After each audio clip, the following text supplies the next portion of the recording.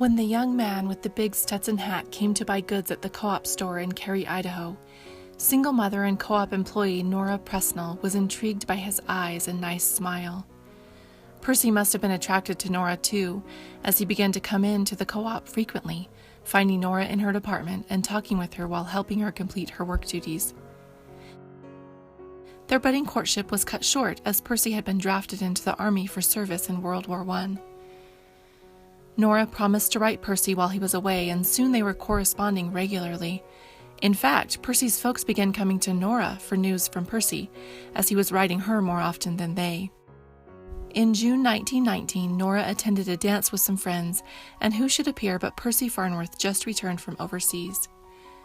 Their courtship soon picked up again in earnest, and the couple became engaged after a short time. They planned to marry in the fall, but before they had a chance to marry, Percy was called to serve a mission for the Church of Jesus Christ of Latter-day Saints. Percy said he wouldn't go unless she married him first. Nora said no, she would wait for him to return and then they would marry. The couple went to see their LDS bishop for advice. He suggested that perhaps they could both go on a mission. The couple wed in October and then began preparations for missionary service. Percy sold his homestead to raise funds, and Nora arranged for her mother to keep her 4-year-old son Ovid while they were away. Although they expected to be assigned to missionary service together, when they reported for duty in Salt Lake City, Utah, they were assigned to separate missions. Nora was sent to the Western States LDS Mission, and Percy was sent to the Southern States LDS Mission. The couple once again kept in touch through frequent letters. The women in Nora's mission spent a small amount of time in proselytizing activities, but they spent most of their service time in the homes of church members, helping with their needs and strengthening their faith. Percy's missionary service was mostly proselytizing, traveling from town to town looking for individuals willing to hear about the gospel of Jesus Christ.